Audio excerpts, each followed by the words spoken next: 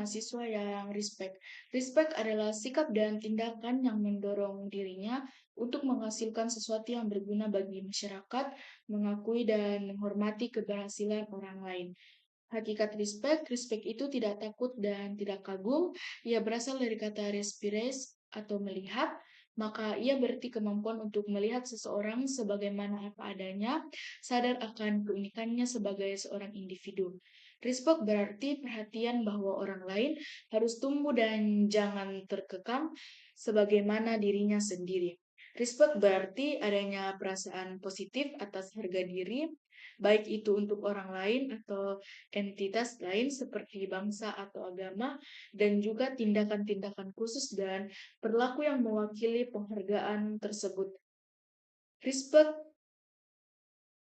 dapat berupa perasaan khusus atau kualitas-kualitas aktual yang dihormati seseorang. Misalnya, saya sangat menghormati keputusannya. Ia dapat juga berupa perilaku yang sesuai dengan etika khusus dari respect. Etika spesifik dari respect itu merupakan kepentingan yang fundamental pada berbagai budaya. Respect atas tradisi atau otoritas legitim diidentifikasi oleh Jonathan Haidt sebagai salah satu moral fundamental yang dimiliki bersama oleh berbagai masyarakat dan individual. Kata respect yang berasal dari bahasa Latin respicer yang berarti melihat ke belakang, menyuarakan ide tentang menilai pada sesuatu yang telah dilakukan di masa lalu dan diakui sebagai sesuatu yang berharga. Ada beberapa macam respect, di antaranya adalah menghormati atasan, hormat pada orang tua, hormat pada masyarakat berbangsa, hormat dalam agama, hormat dalam bidang kesehatan. Eh, Tanda-tanda respect itu ditunjukkan dalam banyak bahasa dengan mengikuti konvensi gramatika tertentu, terutama dalam rujukannya pada individu yang terhormat adalah kata atau ekspresi yang menandakan respect ketika digunakan untuk menyebut seseorang. Respect juga memperlihatkan kenyataan bahwa dalam pergaulan sosial kita semua adalah saudara. Maka adalah baik apabila antara satu sama lain terjadi saling menghormati, saling menjaga kemuliaan, keharuman nama, dan kebaikan dengan setulus-tulusnya. Yang kedua, menjadi mahasiswa yang ekologis. Ekologis adalah sikap dan tindakan yang selalu berupaya mencegah kerusakan pada lingkungan alam di sekitarnya dan mengembangkan upaya-upaya untuk memperbaiki kerusakan alam yang sudah terjadi dan selalu ingin memberi bantuan bagi orang lain dan masyarakat yang membutuhkan. Secara umum, apa yang menjadi perhatian global sekarang ini adalah industrialisasi yang semakin cepat berkembang, pertumbuhan penduduk yang cepat, kemudian menyebarnya kekurangan gizi, kemudian kekurangan sumber daya alam yang tidak bisa diperbaiki dan semakin memburuknya kondisi lingkungan. Dan semua ini bisa saling terhubung menjadi problem besar kemanusiaan. eh, Ide masyarakat berkesinambungan memasyarakatkan kita untuk mengubah cara kita memperlakukan alam. Kaum ekologis berargumen bahwa peduli lingkungan menurut adanya perubahan yang radikal dalam hubungan kita dengan alam. Apa yang disuarakan kemudian adalah bahwa dalam rangka menuju masyarakat berkesinambungan, ada dua hal yang perlu diperhatikan. Yang pertama, konsumsi barang-barang material oleh masyarakat terutama oleh negara-negara industri maju, yang dimana ini harus dikurangi. Kemudian yang kedua, kebutuhan manusia tidak dapat dipuaskan oleh pertumbuhan ekonomi yang terus-menerus maju seperti apa yang kita pahami sekarang. Mengurangi konsumsi berarti membuat masyarakat menjadi agak kurang materialistik. Di sini kita perlu membedakan mana yang benar-benar kita butuhkan atau needs dan mana yang hanya keinginan atau wants. Namun dalam kenyataannya apa yang kita inginkan berubah menjadi apa yang kita butuhkan. Sebabnya ada kekuatan-kekuatan persuasif yang kuat. Misalnya oleh iklan-iklan yang gempita di berbagai media.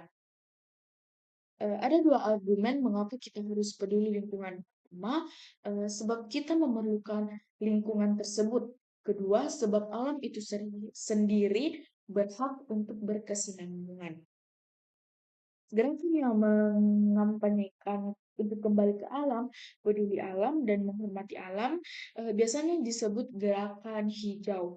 Gerakan ini kini sudah berada di berbagai lini.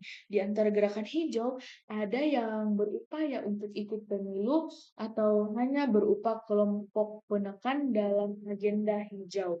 Gerakan hijau mengupayakan keseimbangan melalui pengakuan bahwa planet kita dan sumber kehidupan di dalamnya adalah aspek-aspek yang unik dan integratif. Ekologi sosial itu berakar pada keseimbangan alam, kesinambungan, kemajemukan, spontanitas, kebebasan, dan holisme. Masyarakat yang dicita-citakan ekologi sosial adalah masyarakat yang dapat mengurangi segala hierarki dalam alam dan masyarakat itu sendiri. Dalam masyarakat ekologis, nominalisasi dan hierarki akan diganti oleh persamaan dan kebebasan. Ekologi kebebasan akan menyatukan manusia dengan alam dan manusia dengan manusia. Munculnya sensibilitas ekologis dengan pendekatan budaya yang analitis dapat menimbulkan kesadaran baru. Maka kemajuan ilmu dan teknologi dapat dibarengi dengan cara hidup ekologis. Cara ini mengakui adanya saling ketergantungan antara manusia dan alam. Ekologi sosial membedakan antara ekologi dan environmentalisme, di mana pandangan ini mengarah pada dunia modern sehingga melihat alam hanya sebagai sumber daya bagi manusia dan manusia juga merupakan sumber daya bagi kehidupan ekonomi. Kemudian yang ketiga menjadi mahasiswa yang cerdas. Cerdas adalah kemampuan seseorang dalam melakukan suatu tugas secara cermat, tepat, dan cepat. Kecerdasan adalah istilah yang mendeskripsikan kapasitas pikiran. Dalam konteks yang berbeda ini dapat didefinisikan dalam cara yang berbeda, termasuk kapasitas untuk berpikir abstrak, memahami, komunikasi, menalar, belajar, berencana, kecerdasan emosi, dan pemecahan masalah. Wikipedia 2011 menyebutkan bahwa istilah inteligensi berasal dari bahasa Latin yang berasal dari kata legere yang berarti menemukan atau melihat.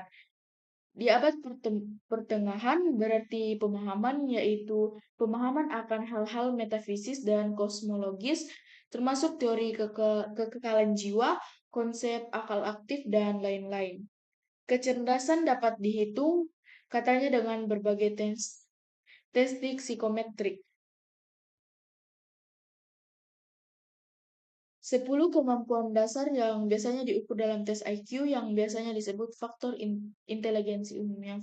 Yang pertama, kecerdasan cair, termasuk kemampuan untuk menalar, membentuk konsep, dan memecahkan masalah dengan menggunakan informasi yang tidak biasa atau prosedur-prosedur baru. Yang kedua, kecerdasan kristal, termasuk luas dan dalamnya pengetahuan, kemampuan mengkomunikasikan pengetahuan, dan kemampuan untuk menalar dengan menggunakan pengalaman atau prosedur yang telah biasa dilakukan sebelumnya. Kemudian penalaran kuantitatif, kemampuan untuk memahami konsep kuantitatif dan hubungan dan menguasai simbol-simbol numerik. Yang berikutnya membaca dan menulis, kemampuan membaca dan menulis dasar, kemudian memori jangka pendek, kemampuan untuk memahami dan memegang informasi dalam kesadaran langsung, kemudian penyimpanan dan pengingatan kembali dalam jangka panjang, eh, pemrosesan visual atau kemampuan untuk mempersepsi, menganalisis, kemudian pemrosesan auditif, kemampuan untuk menganalisis, membedakan rangsangan pendengaran, kemudian kecepatan proses, kemampuan untuk melaksanakan tugas kognitif secara otomatis, terutama ketika di bawah tekanan, kemudian yang terakhir keputusan atau reaksi waktu, kemampuan untuk bereaksi atas rangsangan atau tugas dalam kecepatan detik. Kecerdasan logis sudah banyak ditransfer ke benda-benda ciptaan manusia seperti robot, komputer, dan mesin-mesin canggih lainnya guna memudahkan pekerjaan manusia itu sendiri. Namun ada satu kecerdasan yang tidak ada pada mesin, yaitu kecerdasan emosi. Kecerdasan emosi adalah kemampuan, keahlian, dan kemahiran untuk mengidentifikasi, memiliki, dan mengontrol emosi seseorang, orang lain, atau kelompok. Model yang berbeda telah diajukan untuk definisi kecerdasan emosi dan terdapat perbedaan tentang bagaimana istilah itu digunakan. Konsep itu kontroversial, banyak yang melihatnya sebagai suatu keahlian atau bentuk kepribadian daripada kecerdasan. Selanjutnya menjadi mahasiswa yang suka menolong. Suka menolong adalah sikap dan tindakan yang selalu berupaya untuk membantu orang lain. Menolong adalah kesediaan memberikan bantuan. Secara sadar, orang mulai memberikan bantuan itu dari gerak hatinya. Kemudian bantuan itu diberikan dalam bentuk apa saja yang memang diperlukan orang yang mau ditolong, baik dalam bentuk ucapan, perbuatan, ide, ataupun barang. Dengan demikian, menolong itu bukan bersifat kontrak, ia bersifat personal dari orang ke orang, dari hati ke hati. Maka adalah cukup sulit mendapat pertolongan di suatu masyarakat yang hubungannya personal, kurang solid, atau terlalu renggang. Menolong juga dikaitkan dengan sikap bersahabat karena menolong berarti hendak menjadi kawan bukan musuh. Sifat sosial manusia juga merupakan basis bagi keadilan. Aristoteles setuju dengan klaim Thrasymachus bahwa keadilan adalah kebaikan punya orang lain. Memang dia menyatakan bahwa satu bentuk keadilan itu bukanlah kebajikan yang dapat dipisahkan, tetapi keseluruhan kebajikan sejauh ini dipraktikkan terhadap orang lain sejak orang baik menilai kebaikan atas orang lain demi orang lain itu sendiri. Mereka juga memiliki tindakan-tindakan yang baik bagi diri mereka sendiri. Aristoteles menjelaskan sikap ini pada tindakan-tindakan yang baik dengan mengatakan bahwa orang baik memilih perbuatan-perbuatan tersebut karena perbuatan itu bagus atau demi kebagusan. Dikatakan bahwa menolong juga pada akhirnya dapat memberikan manfaat bukan hanya buat pihak yang ditolong, tetapi juga buat yang memberi pertolongan. Ada beberapa faktor yang dapat meningkatkan rasa tolong-menolong.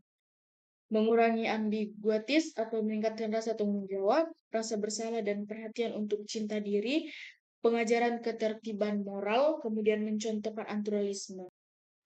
Yang terakhir menjadi mahasiswa yang tangguh. Sikap dan perilaku pantang menyerah atau tidak pernah putus asa ketika menghadapi berbagai kesulitan dalam melaksanakan kegiatan atau tugas sehingga mampu mengatasi kesulitan tersebut dalam mencapai tujuan. Menurut Lazarus dan Mais 1985, umumnya dalam hubungan timbal balik antar manusia, hanya sedikit hal yang tidak dapat dilakukan oleh kita.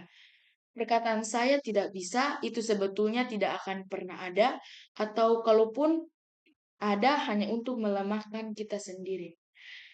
Ketangguhan melakukan niatan atau motivasi memang satu hal yang sulit. Terlalu banyak godaan di luar sana yang membuat kita terpancing untuk keluar dari berbagai niatan baik kita. Tetapi semua itu adalah hal yang semu jika yakin bahwa tujuan kita sudah ada dan akan tercapai. Kita harus terdorong untuk menyusun tujuan yang menantang namun realistis. Ketika kita menyusun tujuan terlalu rendah dari level kita, kita akan mendapatkan hal yang lebih rendah dari kemampuan kita. Sebaliknya, jika kita akan mendapatkan hal yang lebih rendah dari kemampuan kita, sebaliknya jika kita menyusun tujuan terlalu tinggi dan tidak meraih apa yang direncanakan, kita akan menjadi sangat gelisah atau depresi.